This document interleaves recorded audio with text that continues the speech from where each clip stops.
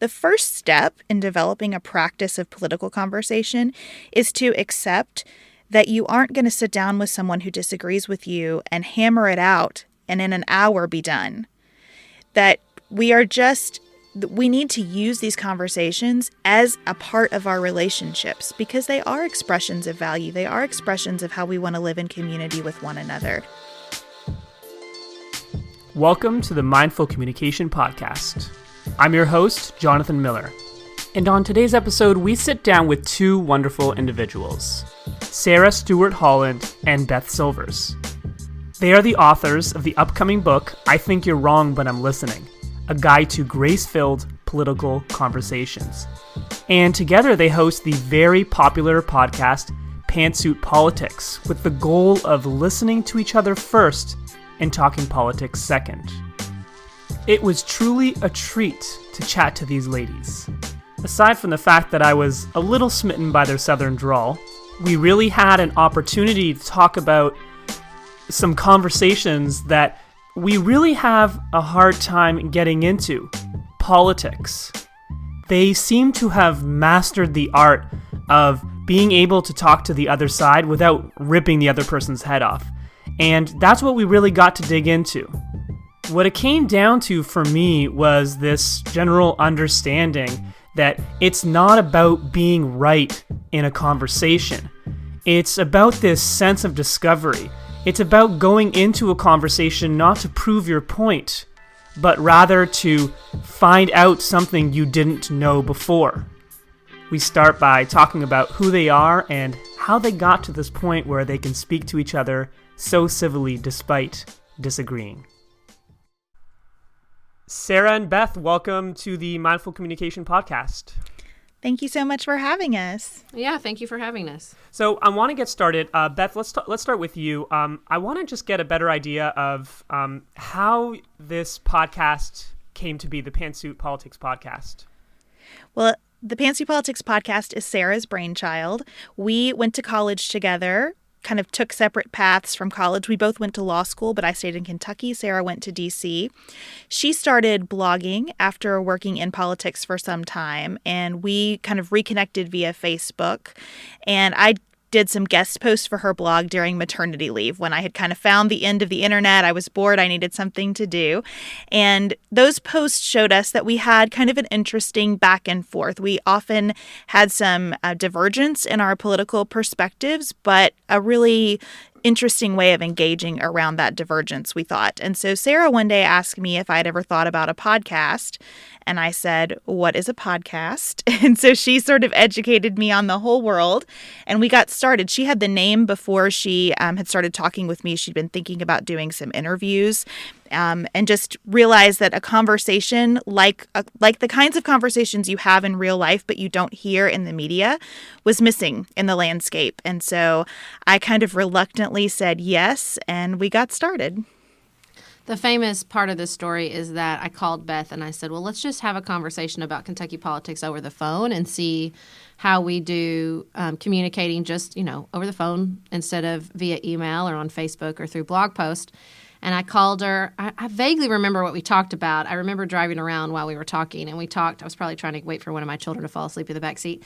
And we talked for like 45 minutes very easily. And I said, okay, we're not going to talk anymore unless we're recording it. We've got something here. And so, Sarah, what is it about politics that captivates you?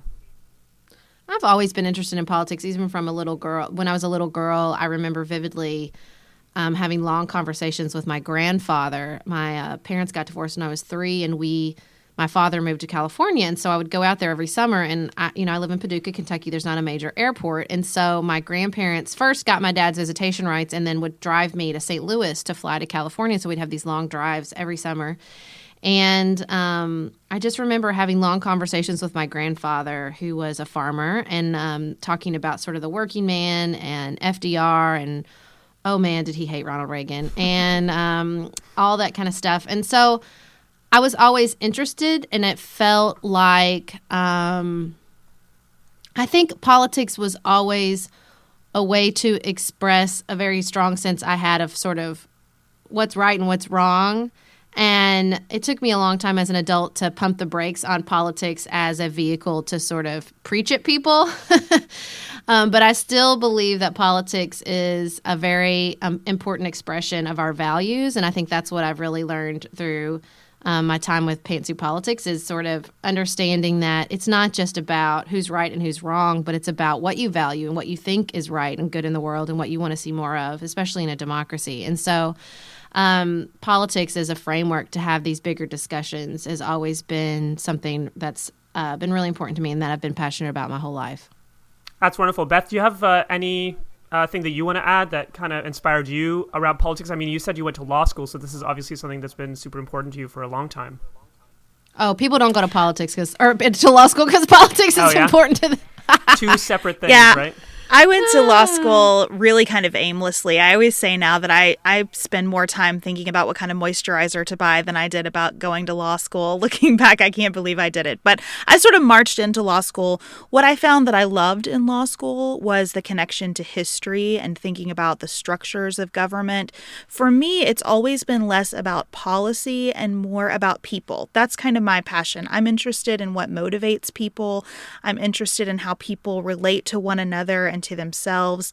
And so that dimension of what are our values, how do we communicate with each other and express those values, that's really where politics and history and civics hooks me in.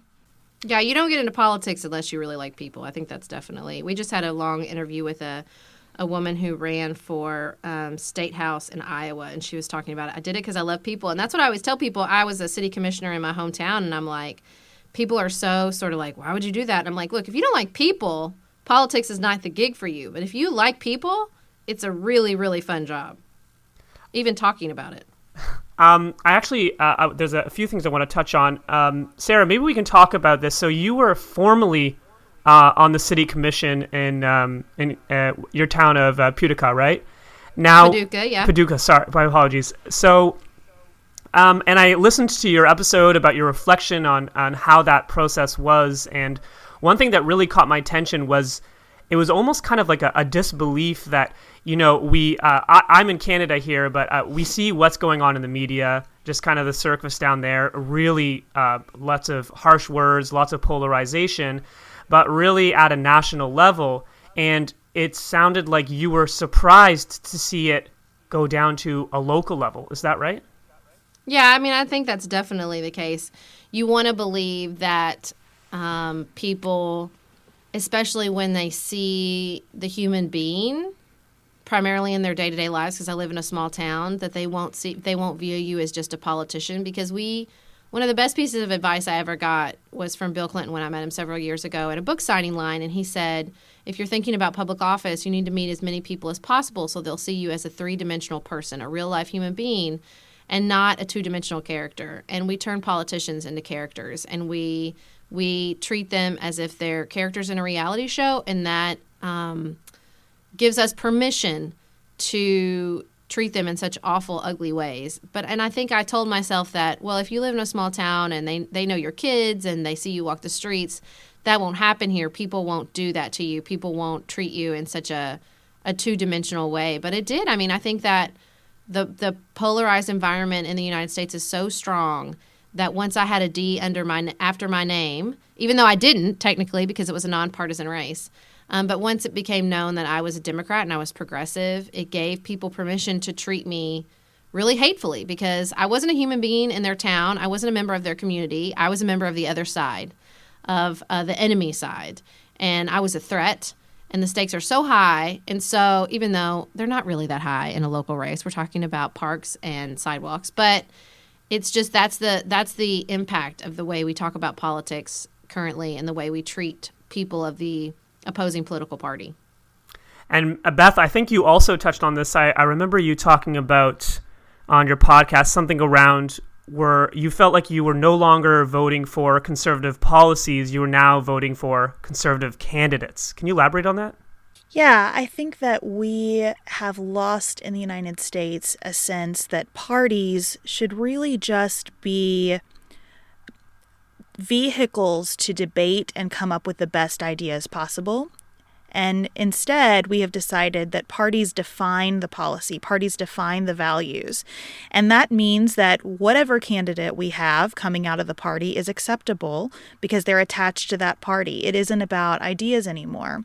And so for me, in the past election, I don't see a lot of folks on my ballot with an R beside their names representing what I think are conservative values.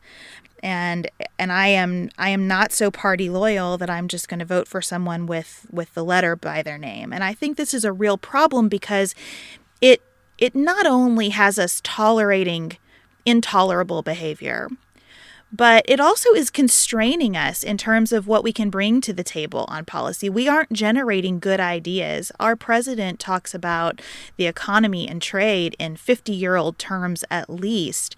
We aren't progressing in the world from a conservative vantage point because we have accepted our candidates as the encapsulation of our parties instead of continuing to struggle with good ideas.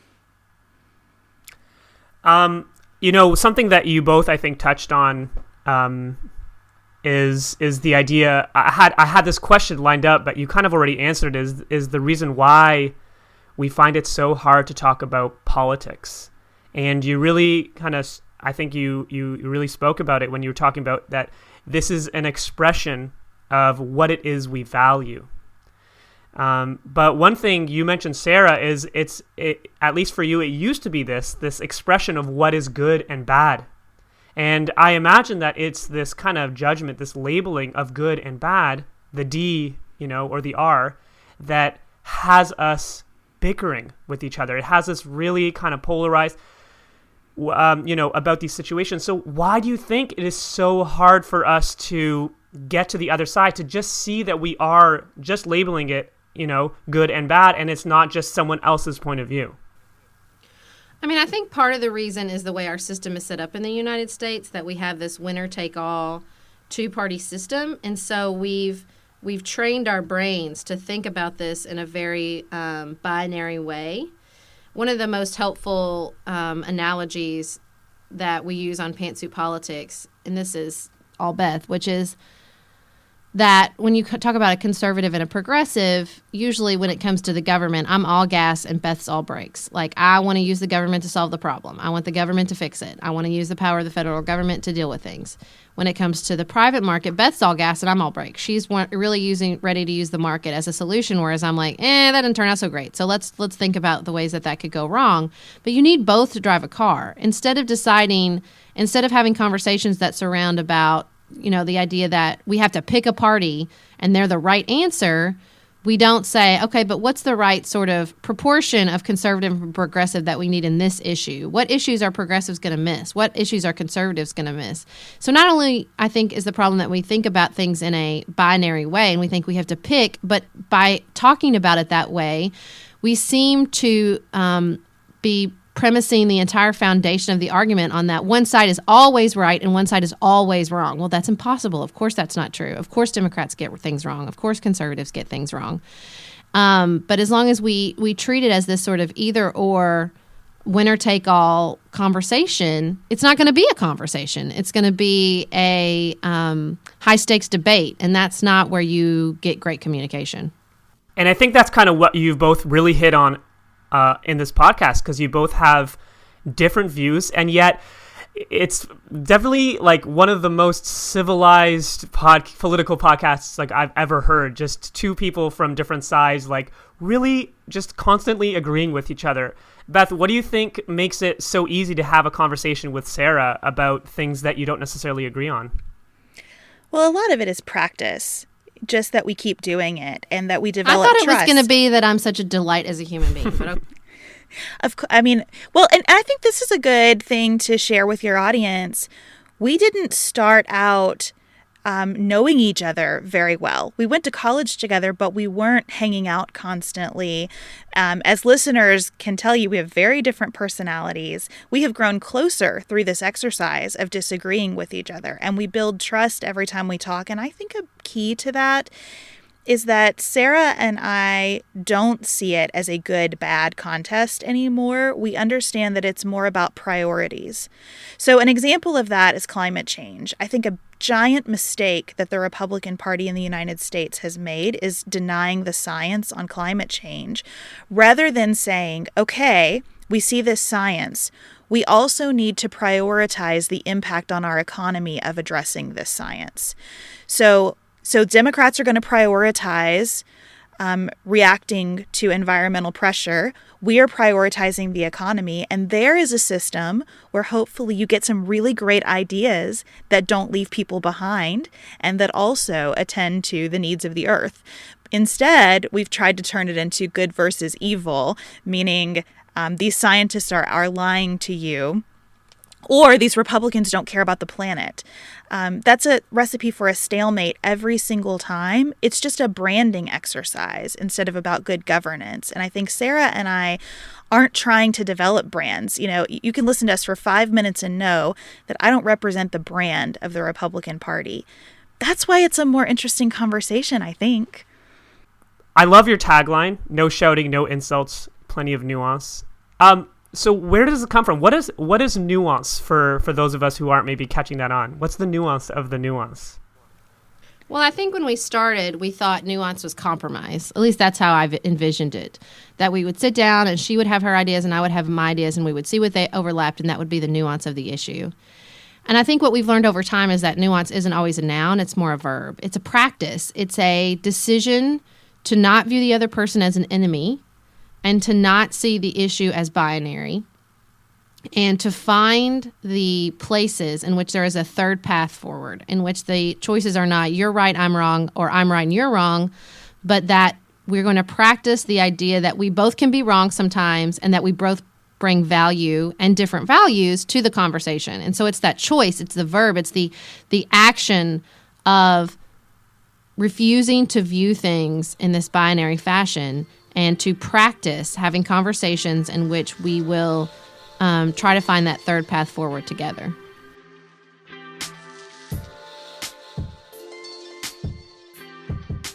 This is Jonathan Miller, and you're listening to the Mindful Communication Podcast.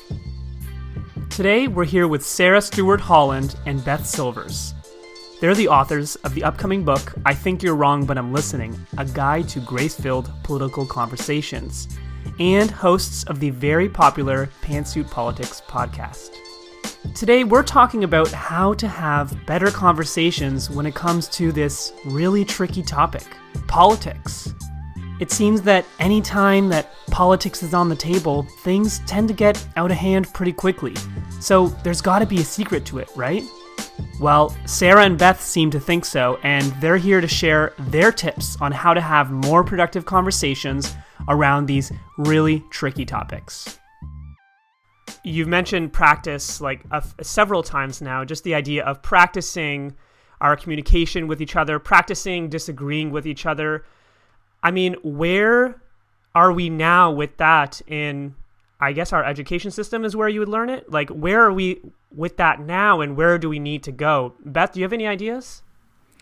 I do think our education system is an important component of it, but I think that adults are going to have to lead the way. We were just talking this morning about the mourning of President George H.W. Bush and this idea in America that his death represents the end of civility, right? That that he was the last kind of gentleman in our society. And that is such an abdication of responsibility.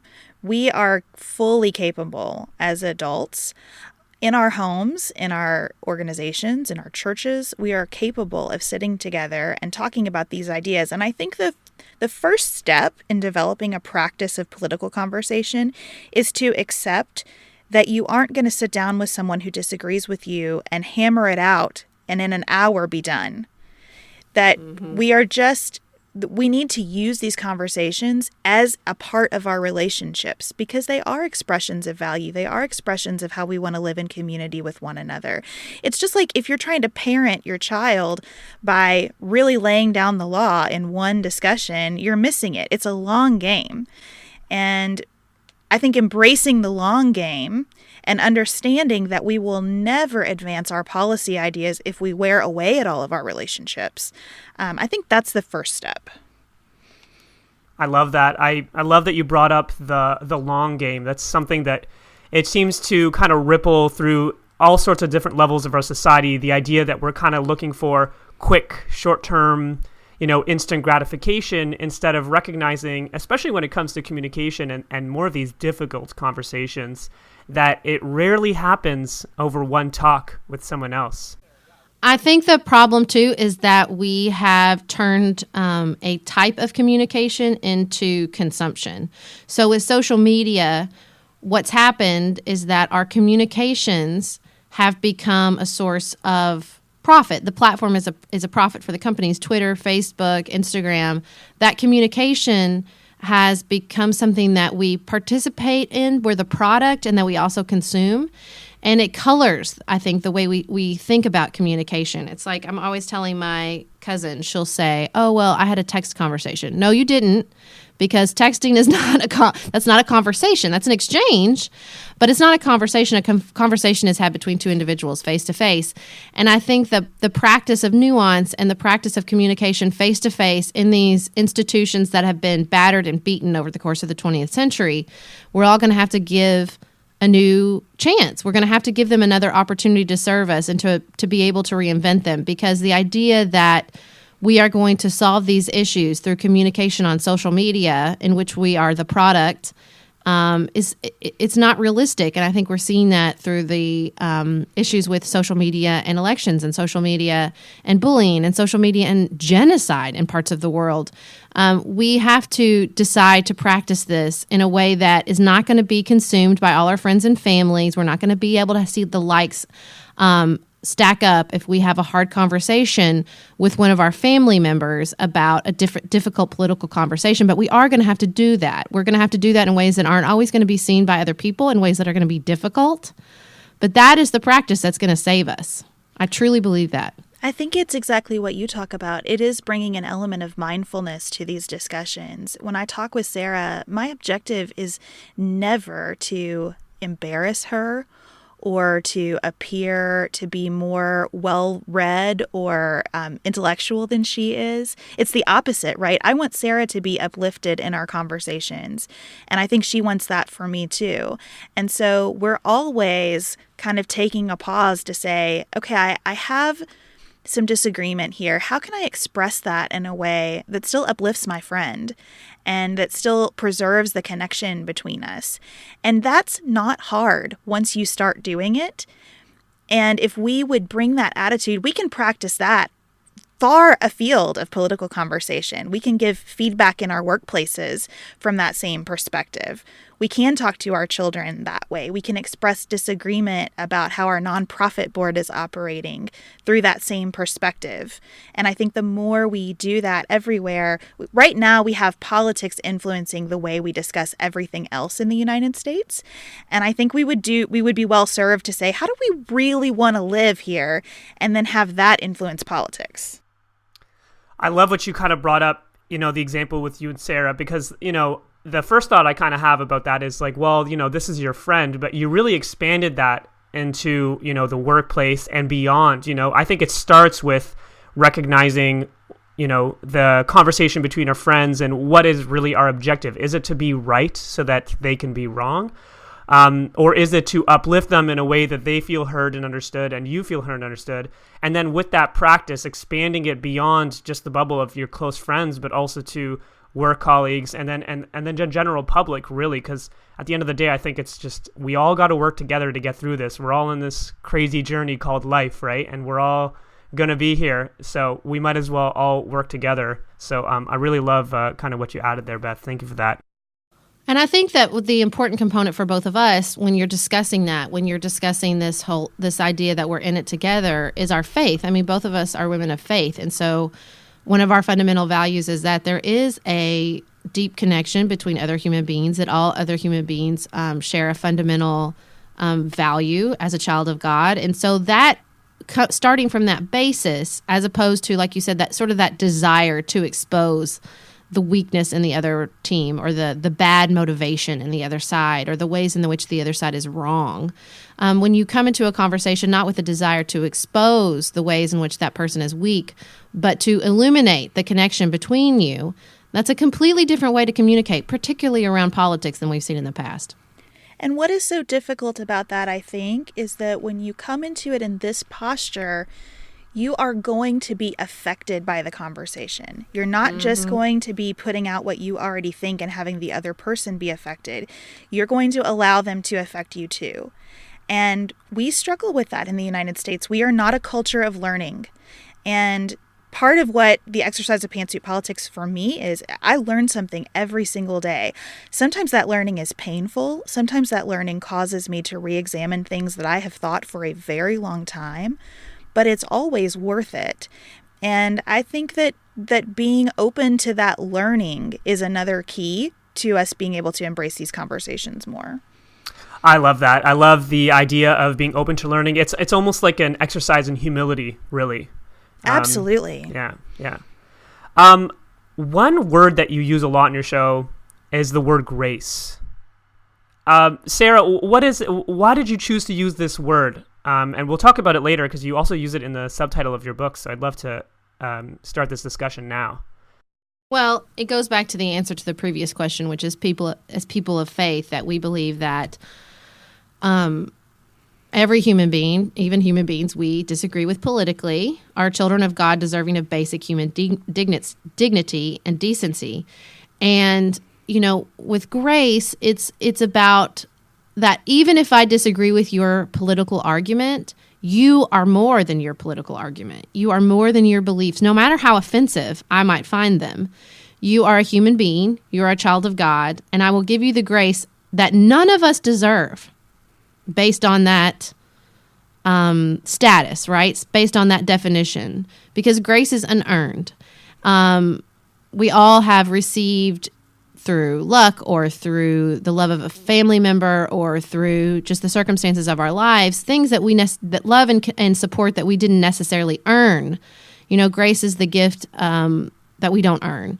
And so when we go into a conversation acknowledging that we have received gifts unearned and that the individual across from us is deserving of that dignity, no matter what their arguments are, because they're separate from those arguments. That's the energy behind the way we try to approach communication. It's that fundamental belief that every human being is deserving of basic human dignity and decency.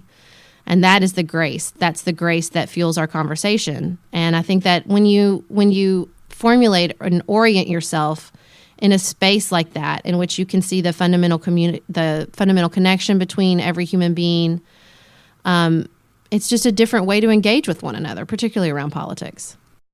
On a really practical level, I think we have found that grace means things like assuming the other person has good intentions, assuming the other person isn't out to get me, assuming that I will make mistakes. I will use words that are offensive to other people, and I will have to learn why and walk back from that, and assuming that other people will say things that don't make sense to me, and it's my responsibility to express that to them instead of kind of hardening against them because of that moment in our communication. Even if you aren't a religious person, I think grace really encompasses the idea that we make space for forgiveness in our conversations. We recognize that we're engaging just in one moment of time, that I'm not telling you everything that's in my head and heart when we sit down in this conversation, and you aren't doing that for me either. There's more to both of us. So however you kind of conceptualize the world from a spiritual perspective, I think that those practical tools of just allowing us to be human in our discussions and forgiving each other when we are can be really helpful. I'm really taking away the same thing as you in that, Beth. Thank you for saying that. Even for someone who's more secular, I still think that grace has so many applications, and really, I think you touched on the word. It's this forgiveness. It's the understanding of our shared humanity, and through all this. Let's talk about your book. So you have this book coming out in February, I believe, right? February 5th, 2019. Yes. And it's called I Think You're Wrong, But I'm Listening, A Guide to Grace-Filled Political Conversations. Love the title, very cheeky. So, Sarah, what can we expect from this book? Well, I think you can expect just what Beth was talking about, some really practical applications to big ideas about values and fundamental priorities that we share as human beings. What we really tried to do is take the lessons we've learned over years of practice having conversations with each other and put them into tools and practices that everybody can apply in their own lives. And the book is very much oriented in a way that we ask the reader to take a hard look at themselves and their own values and their own priorities before we even broach the topic of communicating with others who feel differently than you. Because this is a practice that asks you to look at yourself, ask yourself some hard questions, think about your own values and priorities, and that's hard. And so we really wanted to spend time in the book. So the first half of the book is very much focused on that practice because it's hard and it takes time to think through the ways in which you might be wrong about some things, or think about the ways in which you've hardened your heart against people that feel differently than you. And as we work through those, then we get to a space in which we can really offer up some tools and advice and tips to exit your echo chamber, to engage with people who disagree with you, to learn to have those nuanced conversations in which you're not trying to expose the weakness of the other side or embarrass them or lecture them, but rather engage with curiosity and learn more about them and yourself. So it sounds like this book is really for people who kind of want to have more productive conversations. And it's not even just around politics. It's kind of all over their lives, whether it's a contentious issue or not. Is that right? I think that's true. Our friend Allie Edwards wrote a really generous endorsement for the book in which she said it's really about how to be a better human. And I hope that's true. I think the political aspects of it, we try to get pretty granular about. So each chapter we offer, here's the big picture principle that we want to share with you. Now, here's how we have applied that principle in the context of a particular issue. So we try to really zoom in and out constantly in the book so that people can think about how could I apply this elsewhere in my life, and then how can I apply it pretty specifically to something political. Beyond that, I think something that I'm really excited about with the book is how it's an invitation to people who don't want to talk about politics ever. Our very first chapter discusses how we've kind of lost our way because we only discuss politics when we know we're in the space of people who agree with us. And we really think that folks who are turned off by that need to come back into the process if we want to make the process better.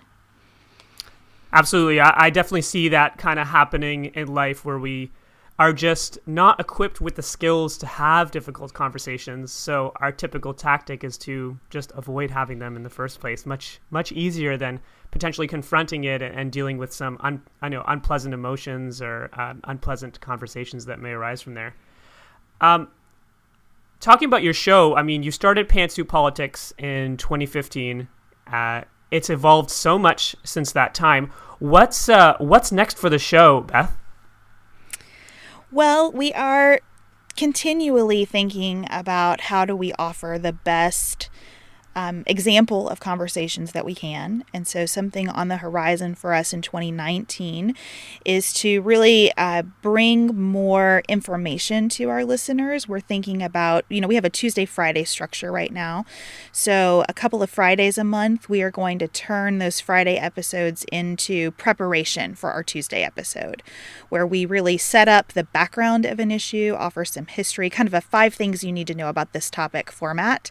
And then Tuesday, we'll dive into, here are our opinions. And you'll see some of that in the book too, where we really work through, I had to learn something about welfare before I could have an intelligent conversation about welfare reform today. And what I thought I knew was not exactly it. It was certain, maybe it was accurate but incomplete, and so here, after, with the benefit of the facts, here's where I land in terms of opinion. So we're going to try to bring more of that to the show in 2019. We're also just trying to expand our community so that we can reach people where they are.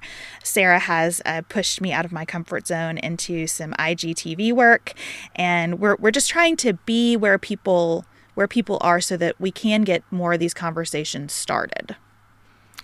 I love that you said accurate but incomplete. I really think that that's kind of the essence of humility, is understanding that the picture we have of our way of life, of all these issues that we're talking about, be it politics or anything else, it's really, it may be accurate but incomplete. So thank you for that word of wisdom there. I also noticed that you have a new podcast coming out, Sarah. It's called The Nuanced Life. Can you talk about that a little bit? Well, it's not new. We've been doing it for a while, but it's The Nuanced Life 2.0. We've reformulated the show. When we started the show, it was because we were having longer and longer Pantsuit Politics episodes, because when you start talking about politics, you get into much bigger conversations about what you value in healthcare, which means what you value in life. We had conversations about parenting, and we were trying to find a home for those conversations, and we moved them over to The Nuanced Life. And we're still going to have some of those extended conversations for our patrons of The Nuanced Life once a month. But the show itself has switched to a different format, because what we found as we started talking about parenting and life is that there are so many moments in a person's life that go uncelebrated or unmarked, sort of not memorialized. We have space for marriages and babies and retirements and funerals, and then everything else in between sort of goes unnoticed. And we wanted to provide a platform and a moment in people's lives where they could share those milestones, really important milestones. Everything from, hey, I was fired and I got through it, or my startup failed and I abandoned it and that was an important thing for me to decide to do, to my last child has been trained to puke in a bucket and now I don't have to pick it through a clean up vomit anymore. And listen, that's one of my favorite ones, because I think that is a very important milestone that should be celebrated in a parent's life. And so we've changed The Nuanced Life now to just be those commemorations. And so our listeners email us the most amazing, thoughtful moments in their life that they want to celebrate. And we have really cool conversations surrounding those moments. And so we've really switched to that format. And I'm really excited about it, because the commemorations have become everybody's favorite moment of the show. So we're really just going to go all in on the commemorations of moments left uncelebrated in people's lives. That's wonderful. I'm all about acknowledgments. I think this world needs way more acknowledgments for all the things that we have to do for being a human being. It's pretty incredible what we do on a daily basis, and rarely do we take the time to acknowledge each other for that. So true. And that might seem far afield from politics, but what I think, how I think it really serves the Pantsuit Politics community and what we're trying to say about political conversation is that it reminds us of our shared humanity. When we get into those little moments that are brushed by, the pain of a job loss, the excitement of a startup, the realization that your startup needs to end because it wasn't the concept you thought it was. I think we can so much more effectively understand each other when we're talking about policy if we recall that everyone is walking around with this backpack full of experiences just like I am. And I need to be sensitive to that backpack full of experiences when I talk with them, and mindful of it when I think about what's going to really serve all of us. Or also, even equally powerful is the reminder that people do have different experiences than you, and that you don't have a complete backpack in which to understand every policy issue, that you need to hear from people with different experiences than you so that you can better understand the thing at which you're talking about. I think that is, it's the tension we hold with so many things, and that you need both of those things. You need to understand the ways in which we're all connected by shared experiences, and understand the ways in which you might be fundamentally misunderstanding something because you don't have an experience like the other human being trying to share that with you. Mm-hmm. So much wisdom has been doled out this episode. I'm going to give you both one more chance to leave kind of one major takeaway for listeners. Beth, can we start with you? If there's one thing you want to impart with listeners from your journey, not just through the podcast, but through life overall, what would that be? I think it's that your participation is required. that your voice is needed. You don't have to be an expert. You don't have to have a law degree. You don't have to have any kind of degree. Your perspective really contributes to what we're creating together, and we are creating it. It is our responsibility. No one's coming to save us. You are not a passive consumer as life rolls by. If you want something different than what you see, you can work for that. If you want to preserve something about what you see, you can work for that. But you have to act. How about you, Sarah? I think I would say, I will quote one of my favorite movies that we also quote in the book, which is A League of Their Own, when Tom Hanks says, "The heart is what makes it great." I will not tell you that going out and engaging with fellow human beings is always fun. It's not always fun. It's not always easy. Bumping up against each other in a way that requires everyone to be exposed to their own vulnerabilities, to bump up against each other's pain, which is sometimes expressed in very hurtful ways. It's hard. It's hard work. But it is also the most fulfilling work of my life. I think connecting with other people and other human beings is the primary source of happiness and fulfillment in our lives. It's what we were designed to do. It's what we are just evolutionary sort of came here to do. It's what our brains, it's when our brains fire on all cylinders, is when we can bump up against each other and share our hopes and our dreams and our ideas. And sometimes that's hard, and sometimes that leaves us very bruised, but it is always worth it. Sarah and Beth, I am so grateful for your time. I think that what you're doing is magnificent, and I wish you both the best of luck on your journeys to create amazing conversations and to really make this world we're living in a magnificent place. So thank you again. Thank you. Thank you so much, and thank you for what you're doing here. It really matters.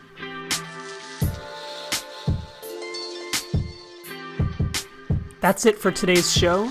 For more information on what Beth and Sarah are up to, you can look at their website at pantsuitpoliticsshow.com or check out their upcoming book coming out February 5th, 2019.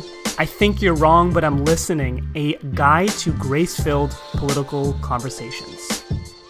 I'm your host, Jonathan Miller, and you've been listening to the Mindful Communication Podcast, a conversation on the art and science of connection.